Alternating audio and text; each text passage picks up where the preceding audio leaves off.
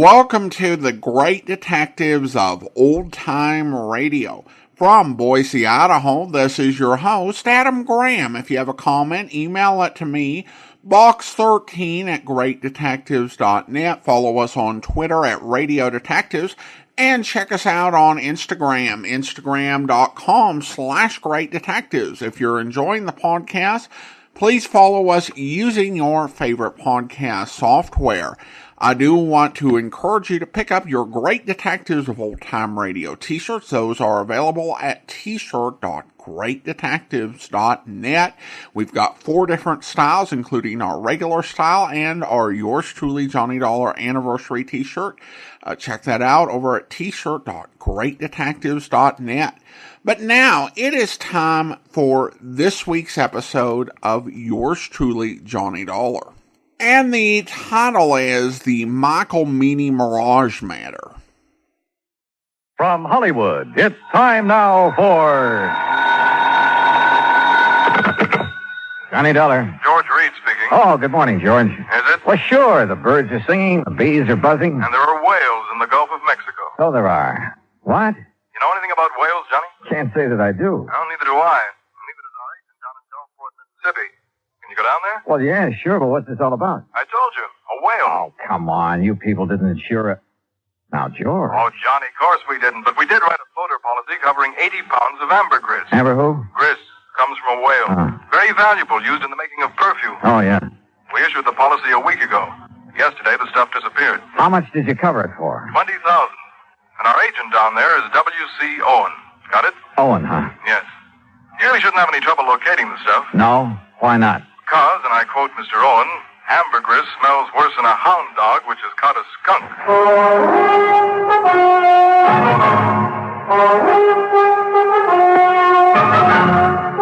Bob Bailey in the exciting adventures of the man with the action-packed expense account.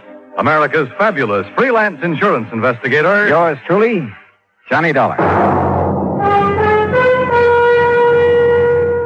And now, Act One of Yours Truly, Johnny Dollar.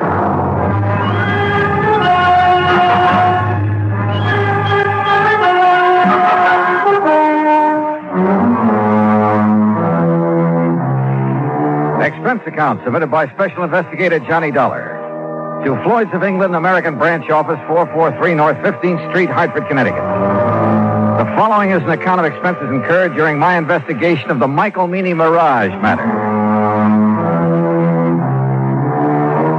Expense account item 1, $168. Transportation from Hartford to the Markham Hotel in Gulfport, Mississippi. I called W.C. Owen, the agent who had sold the policy covering the ambergris. Half an hour later, I opened the door of my room to a middle-aged man wearing a brown seersucker suit. Mr. Dollar, is that right? Sure is. Come on in, Mr. Owen. Come on. In. Thanks. Well, Dollar, I'm not going to fool around about this. I'm in a mess, and you're my only chance of getting out of it. Well, I'll do whatever I can, Mr. Owen. You just find that ambergris. And, man, please find it within the next 48 hours. Oh, why the rush? 2 reasons. When the ambergris was stolen off the freight platform at the train depot day before yesterday, it was packed for shipping. Had enough dry ice around it to last 72 hours, but no more. Uh-huh. Now, what's the second reason? That Mike Meany. Who's he? Owner of the ambergris and a real good client of mine. I promised him you'd locate the stuff for sure. Well, I appreciate your confidence, Mr. Owen. Name's W.C. Mr. around here sounds too highfalutin for an insurance salesman. Okay, W.C. But what's this fellow Meany so worried about? The ambergris is covered for $20,000. He told me he'd learned it was worth a lot more than that since the floater was issued. Something up near $60,000. Pretty rare stuff. It is. Matter of fact, this is the first time I've ever heard of anybody finding ambergris in the Gulf. Who fished it out of the water? Meany? No, a young fellow worked for him named Billy Fisher. Did Meany buy it from Fisher? Didn't have to. Belonged to Mr. Meany right off. Oh, why's that? Well, because Fisher works for him. Mr. Meany lets out his fishing boats to fellas which ain't got no boat of their own, or even a chance of getting one. He rents them out, you mean? No, he don't rent them. He lets them out on share. Mr. Meany puts up the boat, gas, nets, everything. And whoever runs the boat, well, whatever he catches, he belongs to Mr. Meany. And because Fisher happened to be in Meany's boat when he found the ambergris, it automatically became Meany's property, huh? Now you got it, boy. Uh-huh. Did Fisher know what it was? Or the value of it when he turned it over to Meany? Well, you have to ask him about that. Yeah, I plan to. But first, I'd like to have a talk with this Mike Meany. I'm way ahead of you, Dollar. I called Meany right after you called me. He's waiting for us. How far does he live from here? here? About 3 or 4 miles down the beach road toward Biloxi. Place called Mississippi City. Mississippi City? Uh-huh. But don't let the name fool you. Ain't nothing there except a couple of stores, fishing boat landing, and the train depot. Sounds like a real quiet place. It is. It's also where this whole thing started and where I hope it finishes. And the sooner, the better. A few minutes later, we were driving east along the coast. Ahead of us, we could see Mississippi City's one and only landmark, a long wooden pier extending far out into the Gulf. Anchored near the end of it were several small fishing boats. We passed the Meany General Store and the Meany Fish Market, then turned into a narrow driveway. I'm not sure what kind of a house I'd expected Mike Meany to live in, but this certainly wasn't it. It was too small and it needed a coat of paint. We got out and Nolan led the way to the side porch.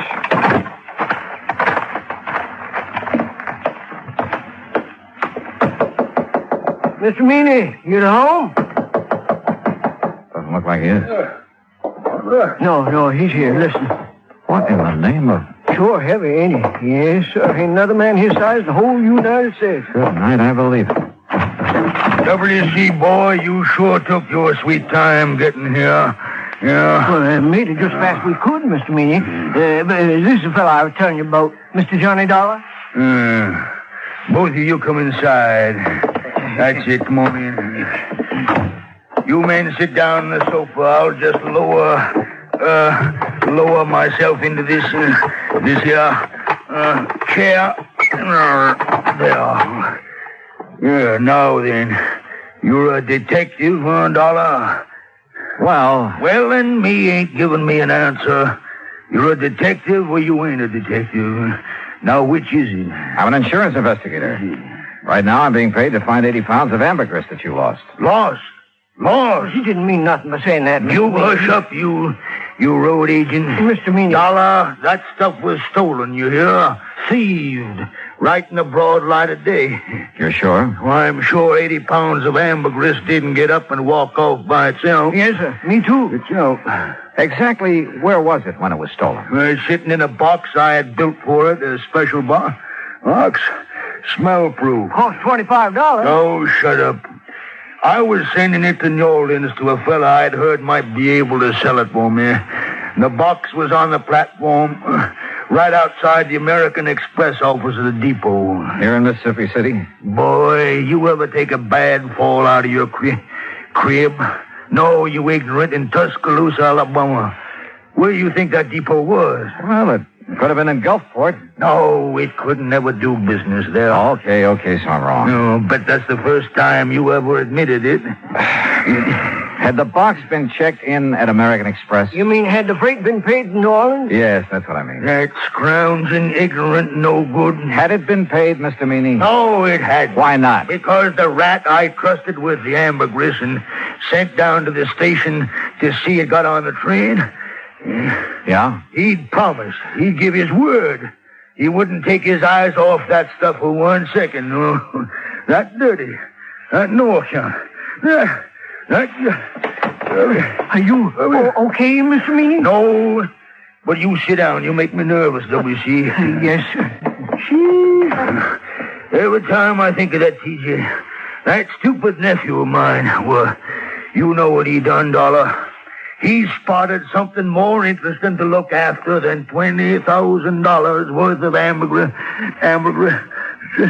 Okay, who was she?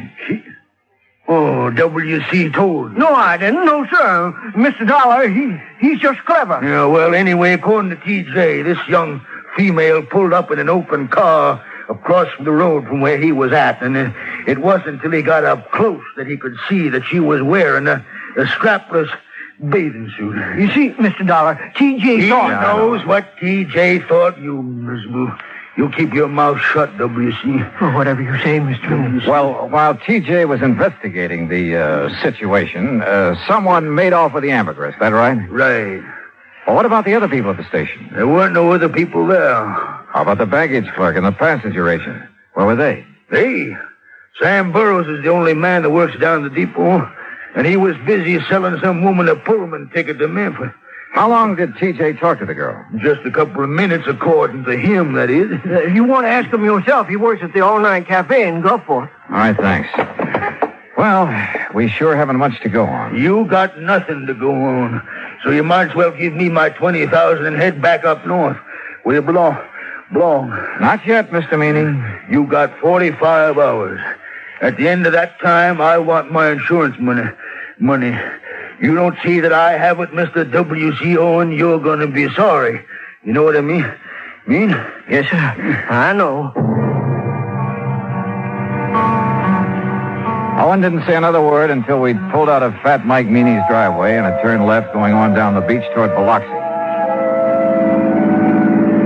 I suppose you think I should have stood up to him a little more, huh?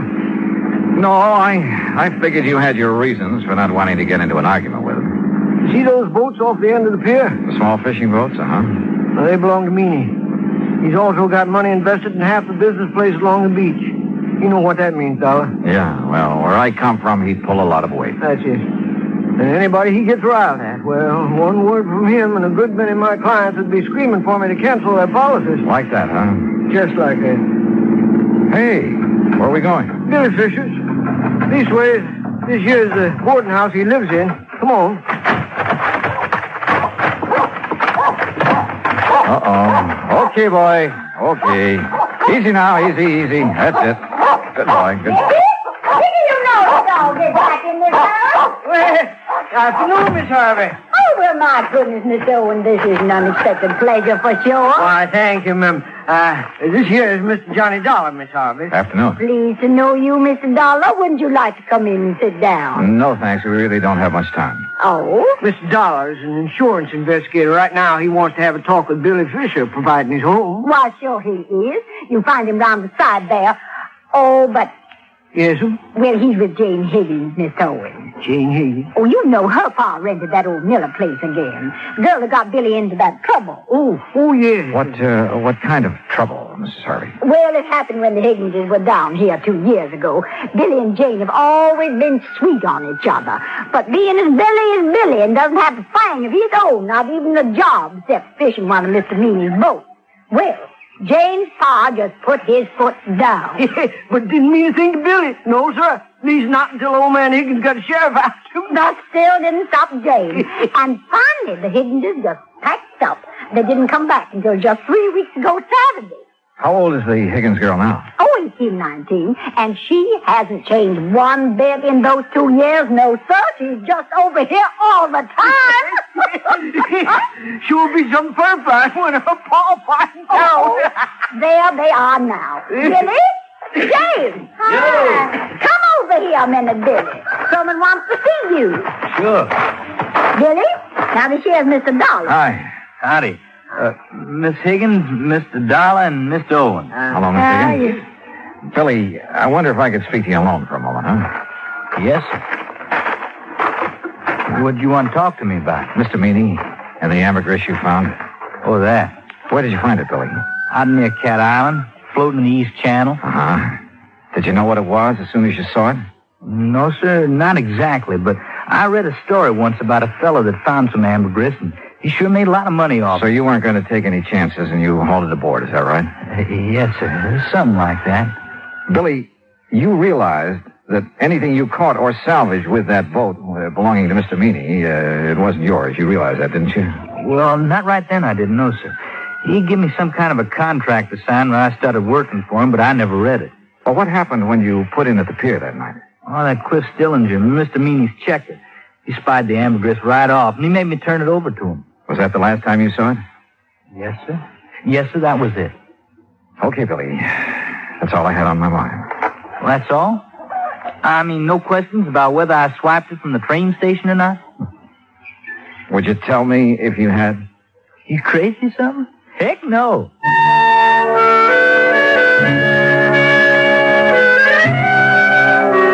After saying goodbye to Jane Higgins and taking a rain check on a dinner invitation for Mrs. Harvey, Owen and I drove back to town. I was tired and I was discouraged, and I needed a good night's sleep, so I had him drop me off at the hotel. At the desk, I found a message to call long-distance operator 19. A few minutes later, the call was completed. George Reed speaking. Hi, George. Thought it was you. Johnny, where in blazes have you been? I've been trying to get hold of you all afternoon. Oh, something important? No, I was just curious about the weather down there. Oh, well, it's great. Warm, but not too warm. Johnny. Okay, George, what's happened? One of the boys upstairs got wind of that Ambergris claim. So? So he just happens to have a friend who's an ichthyologist. Well, bully for him. Johnny, this ichthyologist says that ambergris comes only from the sperm whale. And there has never been a sperm whale alive that would be caught dead swimming in the Gulf of Mexico. What? You follow me, Johnny? I think so. If there's never been a sperm whale in the Gulf, then that stuff you people insured couldn't have been... But, George, if it wasn't ambergris, what was it? I don't know. But unless you find it, we're stuck for $20,000. Holy smokes.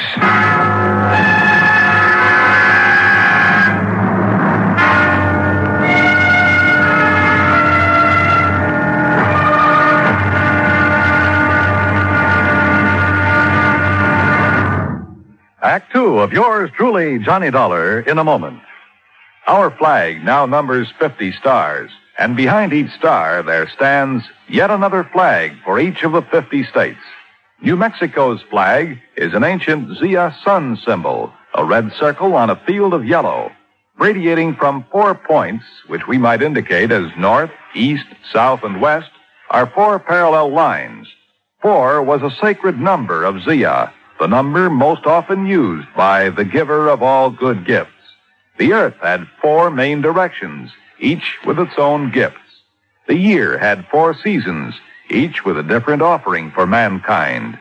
The day had 4 phases, sunrise, noontime, evening, and night.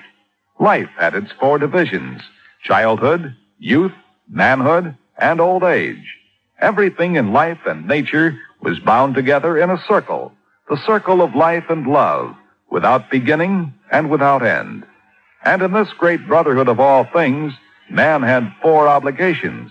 He must develop a strong body, a clear mind, and a pure spirit. 4th, and most sacred, he must steer it to the welfare of his people. From this simple symbol, the Zia sun, we read the legend of a wonderful philosophy. The flag's colors of flaming red and golden orange represent the banners of Ferdinand and Isabella, which were carried by Columbus across the Atlantic. New Mexico's state flag, the flag of the 47th state to enter the Union, was adopted on March 19, 1925. Now, Act Two of yours truly, Johnny Dollar, and the Michael Meany Mirage Matter.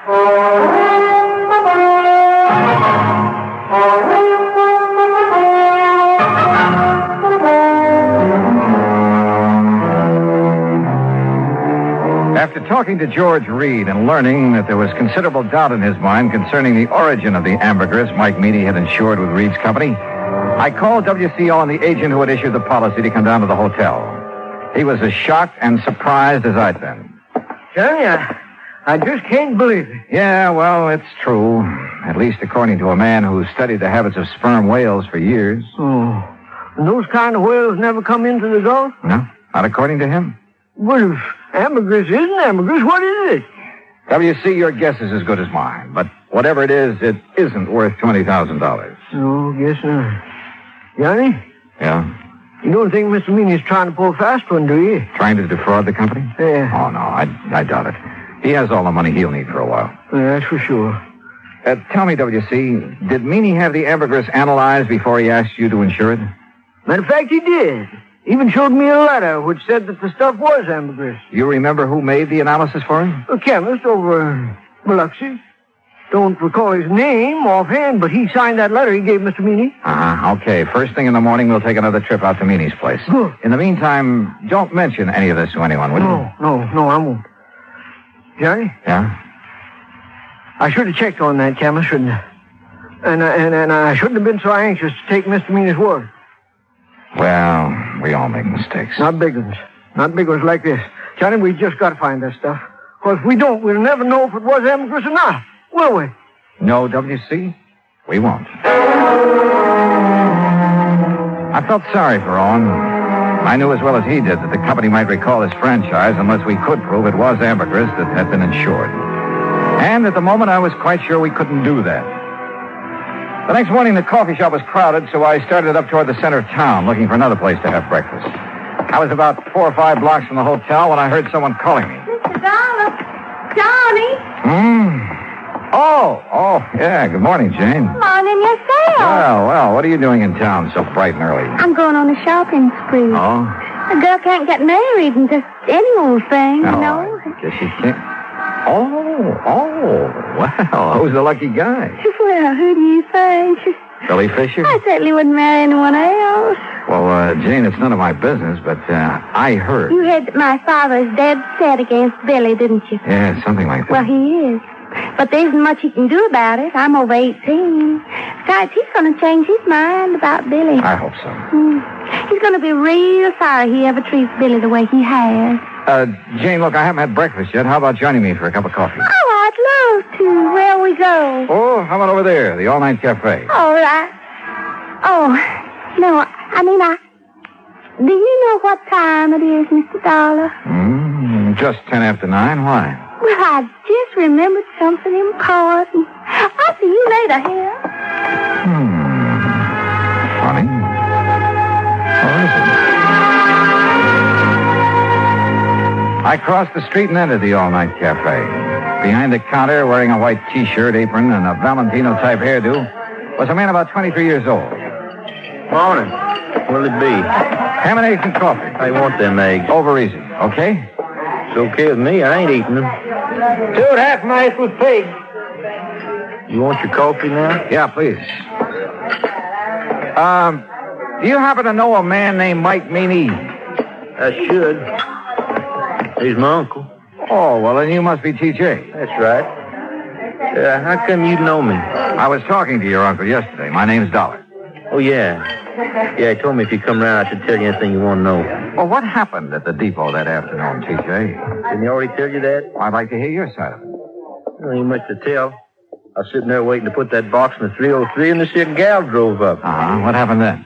Man, she gave me just about the biggest come on I ever did get. So you left the freight platform and crossed the road to talk to her? Well, shoot, Mr. Dollar. I didn't see nothing wrong in doing that. There wasn't nobody around. Oh, there must have been. Yeah, I reckon so, but I sure didn't see you. TJ, did that girl tell you her name? Yeah. What is it? Betty Lou Miller? Betty Lou Miller. Yeah. Now, look, mister, I'm busy. No, wait.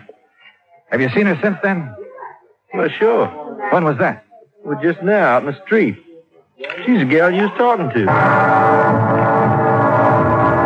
I finished my ham and eggs and walked back to the hotel. Owen was waiting for me, but before we drove to Mike Meany's house, we made a stop at the railroad depot. The agent remembered everything that had happened that afternoon, the Ambergris had been stolen, including the name of the woman who had purchased a Pullman ticket to Memphis at the time of the theft. After thanking Sam for his help, we went on to the Meany place.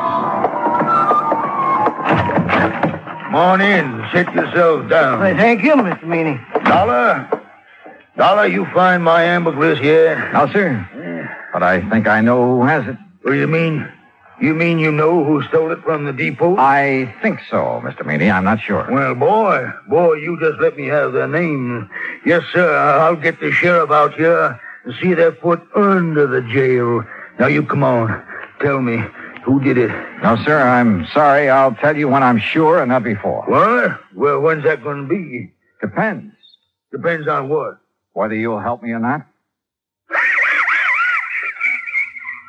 Why, you ignorant, stupid Yankee. You know good and well, boy, I'll help you. Yes, sir. Now, what? What do you want me to do? Give Owen here the letter you received from the chemist that analyzed the ambergris. Is that all? That's all for now. But boy, you Dollar, where do you think you're going? To see a lady, Mr. Meany. Owen, I'll call you as soon as I'm sure. Right. Good luck, Johnny.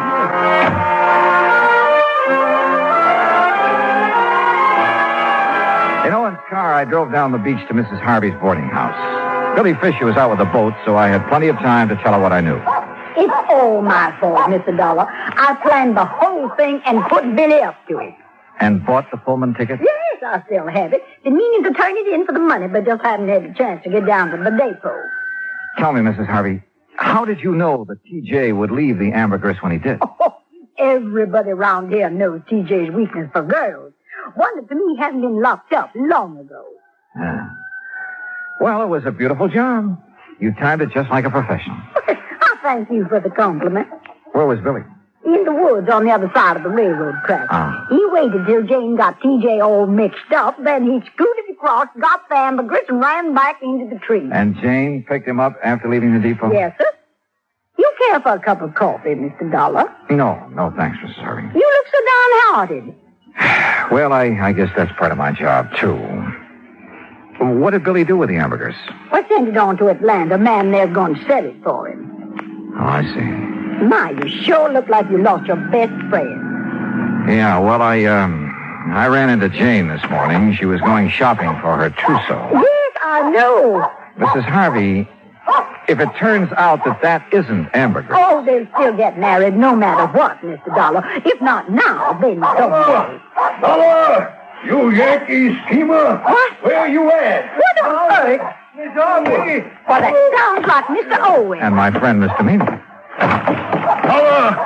Just what you trying to pull? I tried to keep him from coming over here, Mr. Dollar, but I just couldn't handle him at all. All right, W. It's a long way from being all right. Just what do you want here, Mr. Fat Mike Meany? What do I want? Why, woman, I want to arrest you and that dirty, backbiting Billy Fisher and his girl for stealing my ambergris.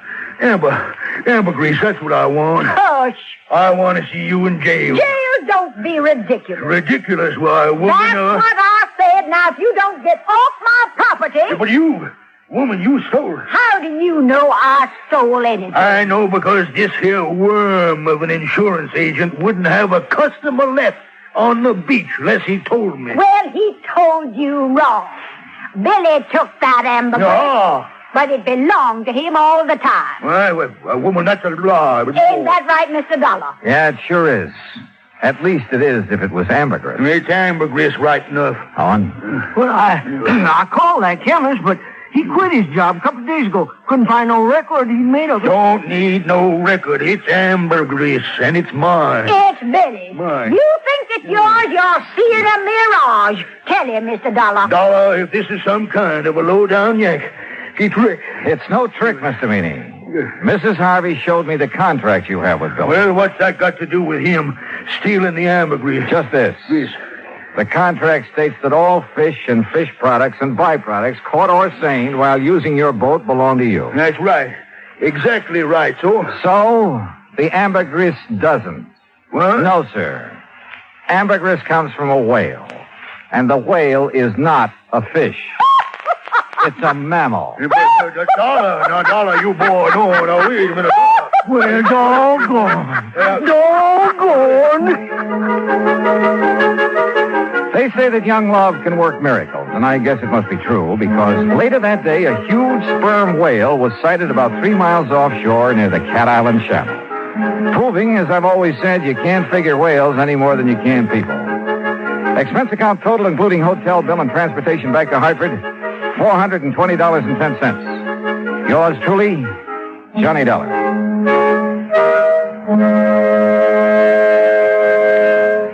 Now, here is our star to tell you about next week's story. Next week, the wayward truck matter. And I'll leave you to figure that one out for yourself. But join us, won't you? Yours truly, Johnny Dollar.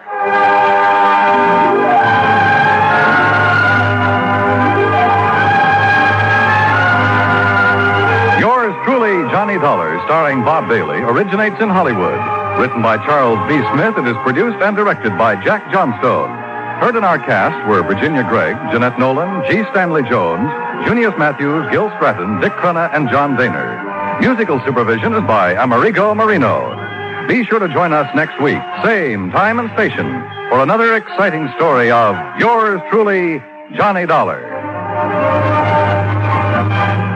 This is Dan Cumberly speaking.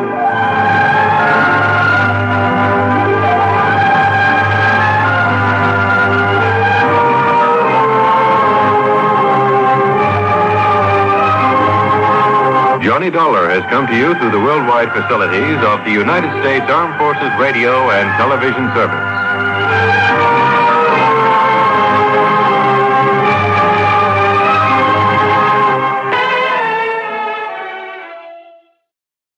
Welcome back. A nice little mystery with some light tones and I think a good solution. Most of us know that whales are mammals, but sometimes it's hard to grasp that they're not included in the category of fish. But stories like this serve to remind us of that fact. And again, a really solid episode. Loved the characters and was pretty satisfied with the ending. Alright, well, listener comments and feedback, and we have quite a bit regarding the melancholy memory matter. And we start out with the site called X, where David writes, this one deals with bigotry in a quite diplomatic way. I enjoyed it. Bernard says, love that baseball fan insurance rep we meet. And that was a fun character, an insurance rep who was more concerned about the baseball implications than the business implications of finding the missing pitcher. I think that was a nice touch. Emmett, over on Facebook, writes, I forgot all about this one until the very end. Excellent story with top-notch acting throughout. And then we have this from Sarah. Sarah writes, I always enjoy the episodes, but this one was above and beyond. I loved everything about it, as well as your excellent commentary. Johnny is perfect. He questions, but never allows himself to be complicit with the sisters' ideology. And no words of condemnation are needed because actions have consequences. Yet it was still full of good twists. My highest compliment on an old-time radio episode is that it reminds me of Gunsmoke. And this one does. Gunsmoke is what initially brought me to old-time radio. My dad was dying, and I was looking for something to help him relax. When I mentioned the Gunsmoke radio show, he told me he listened to it as a kid. So I put it on. I, being ignorant but knowing my dad, expected it to be some John Wayne-style thing I would hate. And instead I loved it beyond words. It was the first time we'd ever shared a story together. But during the last month of his life, we listened to hundreds of episodes. God bless John Meston, Norman MacDonald, Les Crutchfield, William Conrad, Georgia Ellis, Howard McNear, Parley Bear. I can obviously say the whole entire intro by heart and tell you all the details like a champ. Between growing up hard and going to Vietnam, my dad lost his way, hurt people, and had a sad life.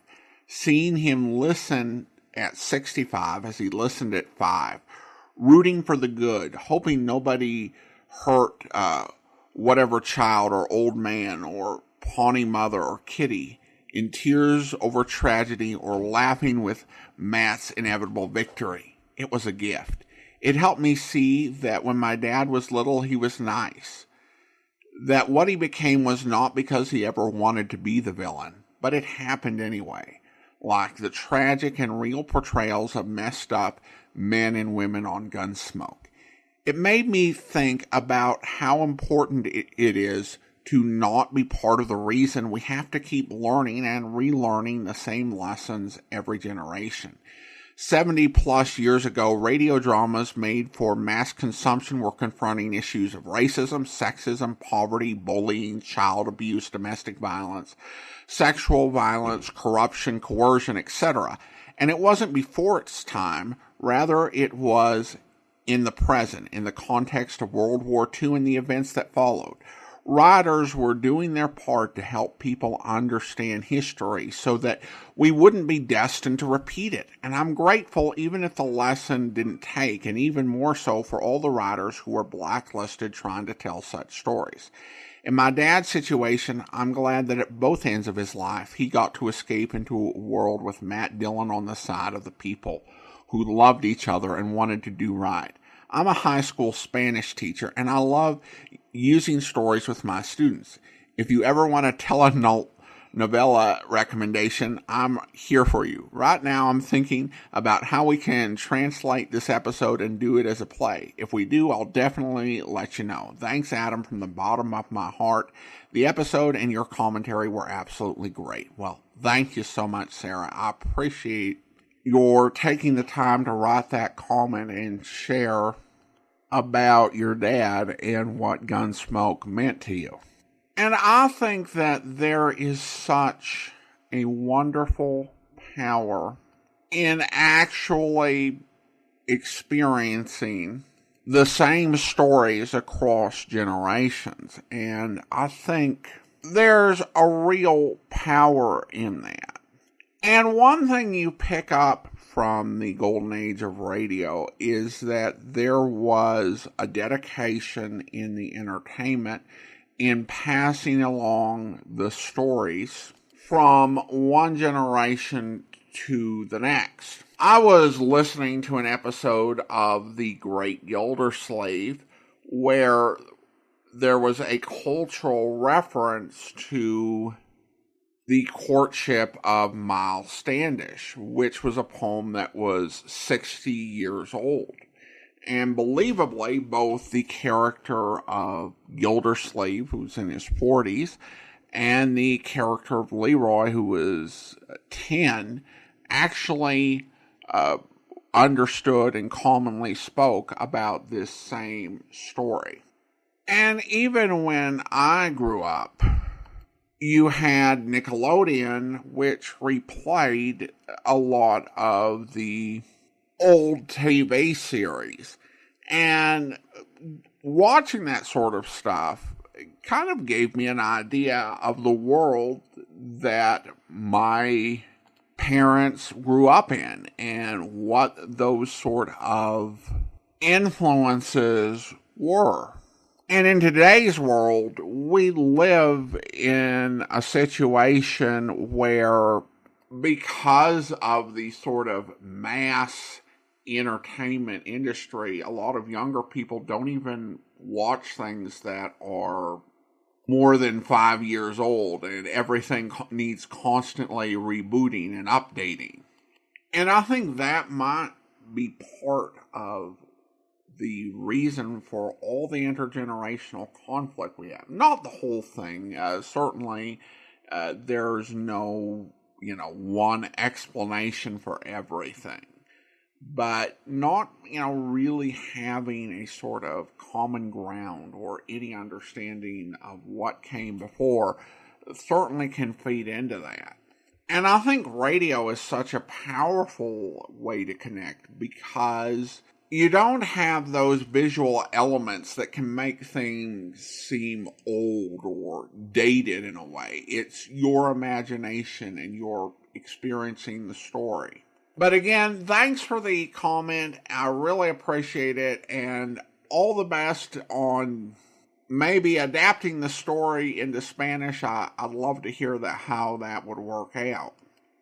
Over on Spotify, Old Man Allen comments, the audio on this story is so bad that I was not able to listen to it. It's too bad because I really enjoy these Johnny Dollar stories. Well, I'm so sorry for that experience.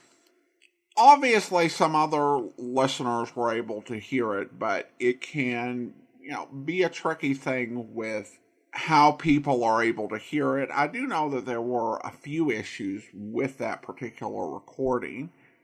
I'm hopeful that we will have better tools in the future for being able to clean some of that stuff up. Certainly there are some things that exist, but they are extremely complicated. But I think there's a trend towards seeing tools with easier usability and also the ability to be used by people who may not even be as technically proficient. Then we have a comment on YouTube from Max regarding the Ming-Toy Murphy matter. Quite the most ridiculous story ever. Well, I don't know about that. Mr. Chameleon could give it a run for its money, at least some episodes. And then Judy, who became one of our Patreon supporters, wrote, I didn't realize there was an old-time radio scholar anywhere. Found your site by accident and listened to it daily. Your analysis and knowledge of radio history is awesome. I grew up listening to Johnny Dollar every afternoon via Armed Forces Radio and am delighted he is still relevant and loved by many. Well, thank you so much. And I should say that I've never thought of myself as a scholar, but I think there are actually quite a few people who have taken a major interest in old-time radio and really studied what history and programs remain behind. So I don't know, maybe I am. I've been studying and doing my own research on this for so many years, it may just have happened without me even thinking about it or noticing it. Though there are and have been quite a few whose research and knowledge has really helped to inform me and educate me along the way. But thank you so much. Appreciate your comment, Judy. Then we have an email from Dawn who writes, "Thank you so much for your Great Detectives podcast. In the sea of other podcasts, your podcast is rarer than a happy ending to a Johnny Dollar episode." Which I guess is a funny thing for me to read on a Johnny Dollar episode that had a happy ending. Anyway, he continues on. "You seem to work harder than Virginia Gregg and have more hustle than Pagon Zellsmith. You also speak with more authority than Steve Mitchell's credentials. It's like having 30-minute time capsules to enjoy. I only recently found the podcast, and everything I know about old-time radio I learned from you. I do agree with you about D.A. Markham on Philo Vance. There's no way this guy ever went to law school. My theory is that district attorney is his name, not his job. Like the way a guy named Earl isn't an Earl. However, I must disagree with you and apparently 99% of humanity about Bob Bailey being the quintessential Johnny Dollar. I think people are confusing the actor's performance with the material he was given. In the year between John Lund and Bob Bailey, CBS retooled everything, new cast, a new director, and a new format. The serialization really allowed for a better story to be told, more subtlety. The Johnny Dollar character was given many more great lines to deliver. Each cliffhanger required a memorable and dramatic moment. Just my opinion, but many of the accolades Bob Bailey gets for his Johnny Dollar disappears when you compare the 30-minute standalone episodes. I wouldn't argue with the claim that the Bob Bailey serials were the best. However, to me, Edmund O'Brien and maybe John Lund were better actors. Bob Bailey awkwardly wanders between the world-wise hard-boiled investigator and sensitive do-gooder. His portrayal is not internally consistent. One minute he is being torn up emotionally about the situation, and the next he is threatening to flatten everyone involved. He delivers on one and then the other emotion. As with all things in life, it's more nuanced and calls for delivering both emotions at the same time. As I said, just my opinion, but I would have loved to have heard O'Brien and Lund given the platform Bailey got. Regards, Dawn. Well, thank you so much, Dawn. I would say, first of all, thank you so much for your kind words. And I don't think that the idea that Bailey isn't the best Johnny Dollar in a poll of old-time radio fans that one website did back in the mid-2000s, he got around 2/3 of listeners saying he was the best, with Mandel Kramer and Edmund O'Brien showing support. I think Charles Russell may have gotten a little, but neither Bob Reddick or John Lund did. In recent years, I think some listeners who have come to Johnny Dollar more recently have come away very strongly in favor of John Lund. One of the gentlemen I quoted earlier in a tweet, I know it's called something else, but we're going with the old school tweet, is very much strongly in favor of that era. And I've received comments from other younger listeners.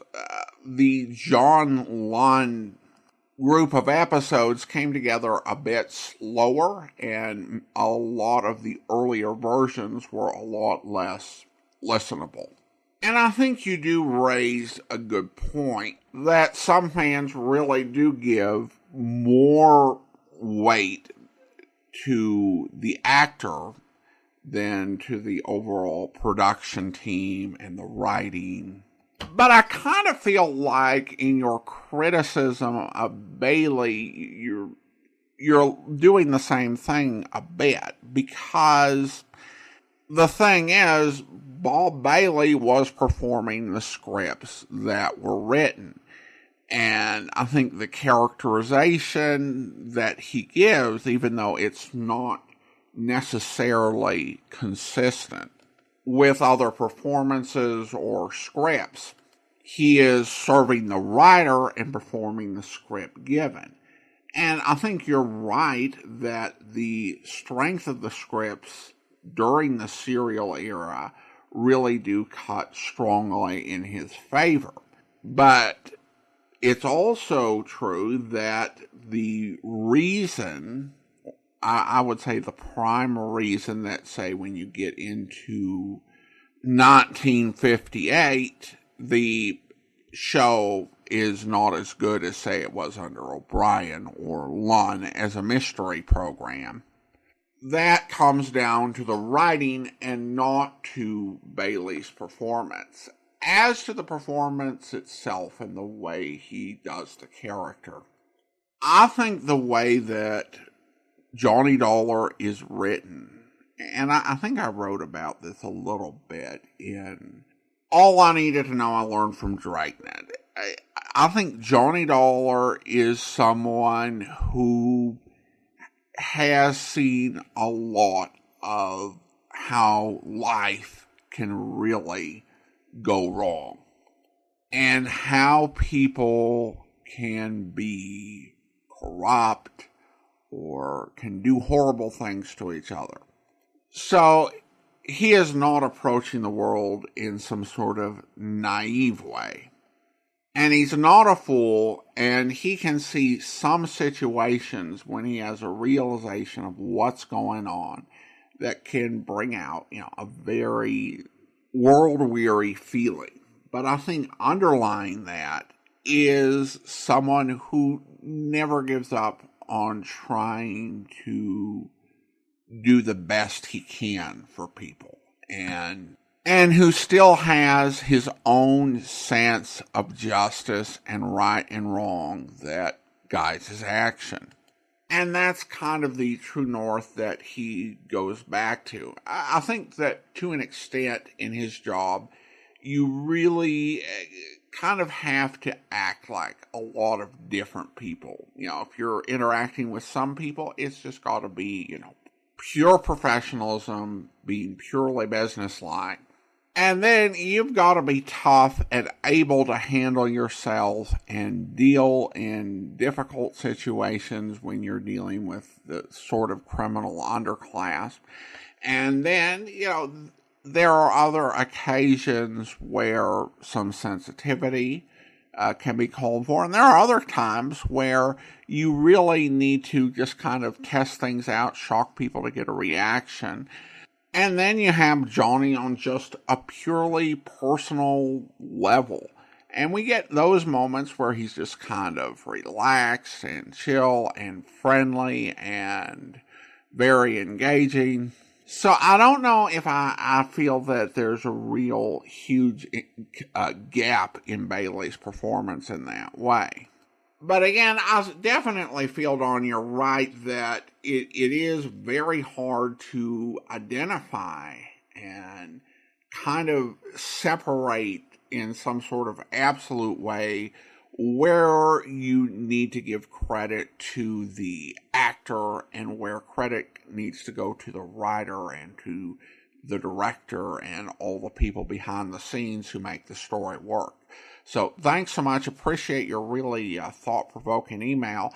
And now it is time to thank our Patreon supporter of the day. And I want to go ahead and thank Yigal. Yigal's been one of our Patreon supporters since March 2023, currently supporting the podcast at the Seamus level of $4 or more per month. Thanks so much for your support, Yigal. And that will actually do it for today. If you're enjoying the podcast, please follow us using your favorite podcast software.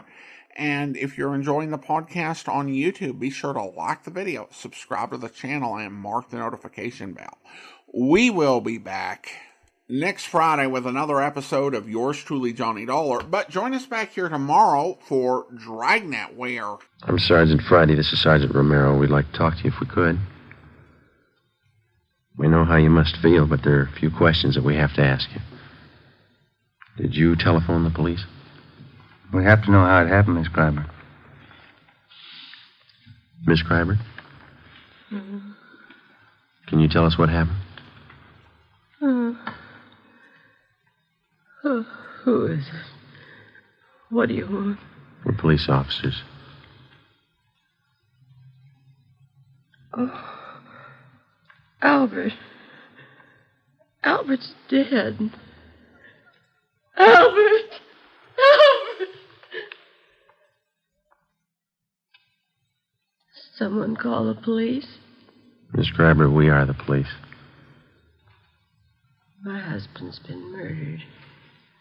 He's dead. I hope you'll be with us then. In the meantime, send your comments to box13@greatdetectives.net. Follow us on Twitter at Radio Detectives and check us out on Instagram. Instagram.com/greatdetectives. From Boise, Idaho, this is your host, Adam Graham, signing off.